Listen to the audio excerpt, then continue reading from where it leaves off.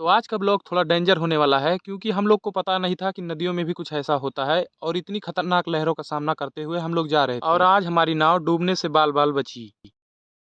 Hey guys, good morning, welcome to my new blog. तो guys, आज का scene ये है कि हम जाने वाले हैं मंडी खोया बेचने के लिए और हमारी चारा बालने वाली जो मशीन है वो खराब हो चुकी है, तो उसे हमें ले जाना है बनवाने के लिए। तो चारा बालने वाली मशीन थोड़ी बड़ी है, उसे हम सिर पे नहीं ले जा सकते, तो इसीलिए हम आ चुके हैं ट्रैक्टर के पास। तो कल हम लोगों ने अपने धान को पानी दिया था, तो इसीलिए ये यहीं पे खड़ा है। तो अब इसे करते हैं स्टार्ट और उसके बाद ले चलते हैं टीडी नादने के लिए, क्योंकि अब उसी पे ला देंगे फिर लेके चले। और ये रही हमारे घर के सामने छोटी सी नदी। तो अब करते हैं अपने ट्रैक्टर को स्टार्ट। इसमें हैंडल लगा के जोर से घुमाना पड़ता है, तब जाके ये स्टार्ट होता है, क्योंकि इसकी बैटरी खराब हो चुकी है और जो चार्जिंग बनाने वाला इसका मशीन था वो भी खराब हो चुका है। तो इसीलिए हम लोग इसे हैंडल से स्टार्ट करते हैं। तो अब लगाते हैं हैंडल और उसके बाद चलते हैं टीडी नादने के लिए। तो हमारे पास तो टीडी है नहीं, तो हमारे पड़ोसी के पास टीडी है, तो उनसे हमने मांगा था, तो उन्होंने कहा कि ले जाओ फिर हमें वापस कर देना शाम तक। तो मैंने बोला ठीक है, तो चलो लेके आते हैं। तो ये रही टीडी और इसको नादते हैं अपने ट्रैक्टर में, फिर लेके चलते हैं। तो आप लोग कमेंट करके जरूर बताना कि आपके यहाँ इसे क्या कहते हैं। हमारे यहाँ तो इसे टीडी ही बोलते हैं। तो ये फंसा लिया हम लोगों ने अपने ट्रैक्टर में टीडी और फिर चलते हैं। और ये हम लोगों ने बोया था ग्रीन टी अपने भैंसों के चारों के लिए। तो ये रही हमारी चारा बालने वाली मशीन जो खराब हो चुकी है, तो इसे हम लोगों को ले जाना है बनवाने के लिए। तो अब इसे रखते हैं टीडी पे। तो हमने सारा सामान लाद दिया है टीडी पर और होते हैं तैयार, फिर चलते हैं नाव की तरफ। तो चलो तैयार होने के बाद आपसे मिलते हैं। तो हम तैयार हो चुके हैं और चलो मारते हैं ट्रैक्टर में हैंडल, फिर उसके बाद चलते हैं। तो ट्रैक्टर स्टार्ट करने के बाद हम 2 जन बैठ लिए। तो मैं तो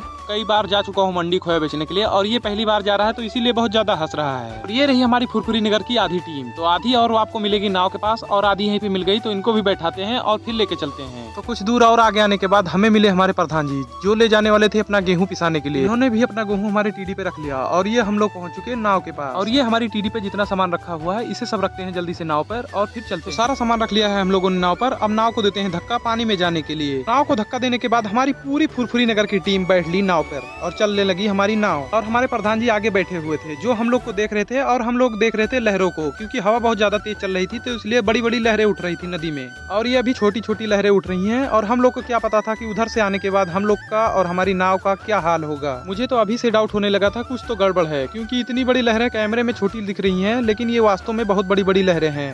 इधर से जाने के बाद मुझे थोड़ा सा डर लग रहा था और कुछ लोग हंस रहे थे, लेकिन उधर से आने के बाद गाइस जो हाल हुआ है हम लोग का, वो तो या तो हम ही जानते हैं या तो हमारे नाव में जितने लोग बैठे थे वही जानते हैं। तो इधर से किसी तरह हम लोगों ने लहरों से बचते बचते किनारे को नाव अपनी पार कर ली, लेकिन उधर से आने के बाद गाइस क्या होगा। फाइनली हम लोग की नाव लग चुकी है किनारे पे और अब सामान उतार के रखते हैं उस ई रिक्शे पर। उसे मैंने पहले ही फोन करके बुला लिया था कि भाई मेरा सामान कुछ है, उसे ले चलना है बनवाने के लिए, तो जल्दी से आ जाओ। हम अपनी चारा बालने वाली मशीन ई रिक्शे पे लदा के चल दिए खोया बेचने के लिए, क्योंकि जो खोया बेचेंगे उसका पैसा मिलेगा, तो उसी से हमारी मशीन बनेगी।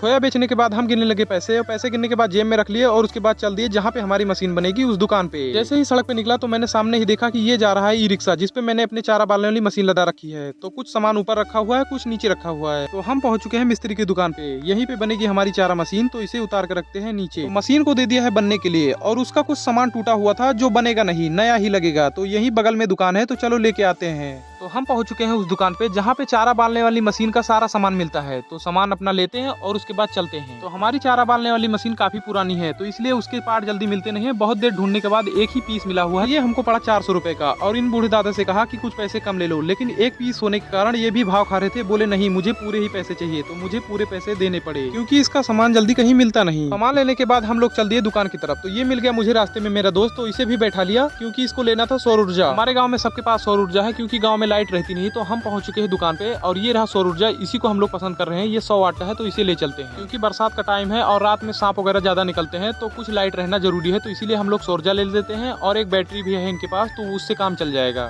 सौर ऊर्जा दिलाने के बाद मैं चल दिया दुकान की तरफ जा ही रहा था कि अचानक मुझे दिखे एक फुल्की वाले भैया, जो बहुत टेस्टी फुल्की बनाते हैं। तो मैं रुक गया है फुल्की खाने के लिए। तो मैं खड़े होकर फुल्की खाने लगा, क्योंकि काफी भीड़ थी, बैठने की जगह भी नहीं थी, तो इसलिए मैं खड़े होकर खाने लगा फुल्की। हमारे यहाँ तो 10 रुपए की 8 फुल्के देते हैं। आप लोग कमेंट करके बताना कि आपके यहाँ 10 रुपए की कितनी फुल्की देते हैं। फुल्की खाते समय मैं वीडियो बना रहा था, तो उन्होंने कहा वीडियो बना रहे हो? मैंने कहा हाँ। तो उन्होंने कहा रुको मैं आपको स्पेशल फुल्की खिलाता। और उन्होंने मुझे बैठाया और बैठाने के बाद ये दे दिया मुझे फुल्की। पहले इसमें नमकीन डाला, फिर प्याज डाला, फिर मीठी चटनी डाली और उसके बाद दही डालने लगे इसमें ऊपर से। मैंने फुल्की वाले भैया से पूछा ये प्योर दही है? उन्होंने कहा हाँ, मैंने इसमें पानी नहीं डाला है, ये प्योर दही है। दही डालने के बाद उन्होंने अपना डाला सीक्रेट मसाला। मैंने पूछा, उन्होंने कहा ये सीक्रेट मसाला है, मैं बताता नहीं। मैंने कहा छोड़ो अपना सीक्रेट मसाला, मैंने अपनी फुल्की पे फोकस किया और मैं खाने लगा। मैंने कहा कि यार मुझे मजा तो आ रहा है, थोड़ा सा पानी डाल दो। तो उन्होंने ऊपर से खट्टा सा पानी डाल दिया, तो वो और टेस्टी लगने लगा मुझे। तो फुल्की खाने के बाद मैं पहुंचा सीधा दुकान पे, जहाँ पे हमने दिया था अपने चारा डालने वाली मशीन। तो चलो देखते हैं कि कितना काम हुआ है। पहुंचने के बाद हमने मिस्त्री भैया से पूछा कि काम हो गया। उन्होंने कहा बस थोड़ा सा काम बचा हुआ है, उसके बाद आप इसे ले जा सकते हो। तो हमारी मशीन बनके तैयार हो चुकी है और इसे हमने ला दिया ई रिक्शे पर। मैंने इनसे बोला कि आप नाव के पास ले चलो। ई रिक्शा पर अपनी चारा डालने वाली मशीन को लदाकर हम चल दिए नाव की तरफ, क्योंकि हमें रास्ते में भी लेना है घर का कुछ सामान। तो चलो इनसे पहले पहुंचते हैं और सामान लेते हैं, उसके बाद उसे रखते हैं नाव पर। तो घर का सारा सामान लेने के बाद हम पहुंचे नाव पर और नाव पर रखा अपनी चारा डालने वाली मशीन और सब लोग बैठ चुके नाव पर और चल दी हमारी नाव सीधा घर की तरफ। तो नाव पर बैठने के बाद मुझे सुबह की याद आने लगी, तो इसीलिए सब हंस रहे थे, तो मैंने भी थोड़ा सा हंस दिया। लेकिन मुझे क्या पता था कि अब आने वाला है असली मजा। तो हम लोग पहुंचे बड़ी नदी के किनारे के पास। तो यहाँ बड़ी बड़ी लहरें हो रही थी, लेकिन यहाँ से दिखाई नहीं दे रही थी। तो मुझे क्या पता था कि यहाँ तो सारा सिस्टम पहले से तैयार है। अगर थोड़ा सा भी पता होता मुझे कि आगे जाने के बाद मुझे ये मंजर देखना पड़ेगा, तो मैं नाव से पहले ही उतर जाता। तो अब जो खौफनाक मंजर आने वाला है उसमें मैं अपनी आवाज नहीं डालूंगा, क्योंकि आप लोग खुद ही सुन लो और खुद ही देख लो।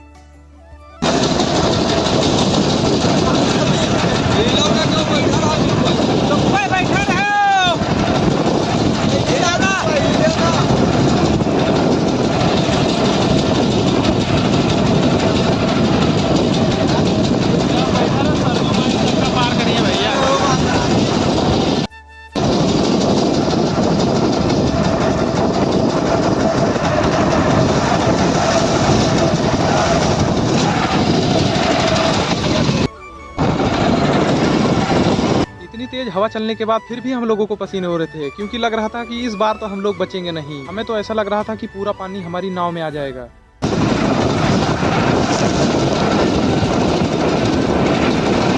और कुछ दूर आगे आने के बाद यहाँ पे लहरें नहीं हो रही थी। तो मैंने सबसे पूछा क्या हुआ, मजा आया? सबने कहा कि हाँ मुझे तो बहुत मजा आया। उन लहरों का हमने पूरा वीडियो नहीं बनाया था, क्योंकि वहाँ जान बचाने में सब लगे हुए थे और हमारे कैमरे पे पानी भी आ जाता था और हमारा फोन वाटरप्रूफ था नहीं, तो इसलिए खराब हो जाता। मैंने पूरा वीडियो नहीं बनाया। इतनी तेज लहरों में मैं वीडियो बनाता कि मैं अपनी जान बचाता। अगर मैं किसी से कहता कि मैं बहुत बड़ी लहरों में फंस गया था, बड़ी मुश्किल से निकला हूँ, तो किसी को यकीन नहीं पड़ता। तो ये लो देख लो, इसीलिए मैंने इतना वीडियो बना लिया था। और कभी दोबारा मैं ऐसी लहरें देखूंगा तो मैं पहले ही नाव से उतर जाऊंगा। मैं दोबारा नाव पे बैठूंगा नहीं जब तक लहर खत्म नहीं हो जाती। और जब भी मैं इस नदी के किनारे आऊंगा तो मुझे बार बार वो सीन याद आती रहेगी कि कैसे हम लोग बच के आए हुए थे। तो बहुत मेहनत करने के बाद हमारी नाव आ चुकी है लास्ट स्टेशन पे। तो अपना सारा सामान उतारते हैं और फिर ट्रैक्टर पे रखते हैं, फिर चलते हैं। और शाम भी होने वाली है तो जल्दी से चलते हैं। तो अब नाव का सारा सामान हम लोगों ने लाद दिया टीडी पर और सब ये बात करने लगे कि कैसे हम लोग उस लहर से बच के आए हुए थे। सारा सामान टीडी पे रखने के बाद हमारी आधी फुरफुरी नगर की टीम चल दी हंसते हंसाते घर की तरफ, क्योंकि आज तो जान बाल बाल बची। सबको घर छोड़ते छोड़ते हम लोग को हो गई शाम। तो हमारे ट्रैक्टर में लाइट भी नहीं थी और हम 2 जन बचे थे और बाकी लोग उतर चुके थे। तो हम भी लोग चलते हैं अपनी घर की तरफ। यहाँ आने के बाद ये बहुत हंस रहा था और बाय बाय कर रहा था। तो मैंने इससे पूछा कि जब हम लोग लहरों में फंसे थे तब तो तू नहीं हंस रहा था। और घर पहुँचने के बाद हमने छुए अपनी अम्मा के पैर, क्योंकि इन्हीं के आशीर्वाद से मैं उस लहरों से बच गया। तो अम्मा के पास बैठ के सारी बात बताई। तो अम्मा भी मेरी भावुक हो गई और वो कहने लगी कि अब जब दोबारा ऐसी लहरें देखना तो नाव से उतर जाना पहले ही। तो गाइस कैसा लगा मेरा वीडियो कमेंट करके जरूर बताना, इतना डेंजर था। और गाइस जल्दी से 100 लाइक और 50 कमेंट करा दो, ताकि मैं इससे भी तगड़ा वाला और खतरनाक वाला व्लॉग डाल सकूँ। बिकॉज उस पर पूरे गाँव वाले थे, इस पर तो हम लोग कम ही जन थे, उस पर और लेडीज़ थी और गाँव वाले थे। तो 2 वीडियो मेरे पास है। तो अगर आप लोग इस पर 100 लाइक और जब तक 100 कमेंट नहीं होंगे तब तक इसका दूसरा पार्ट मैं नहीं डालूंगा। तो जल्दी से करा दो। आई होप कि आपको आज का व्लॉग पसंद आएगा तो लाइक कर देना, चैनल पर नहीं सब्सक्राइब कर देना। मिलते हैं गाइस नेक्स्ट व्लॉग में, तब तक के लिए बाय।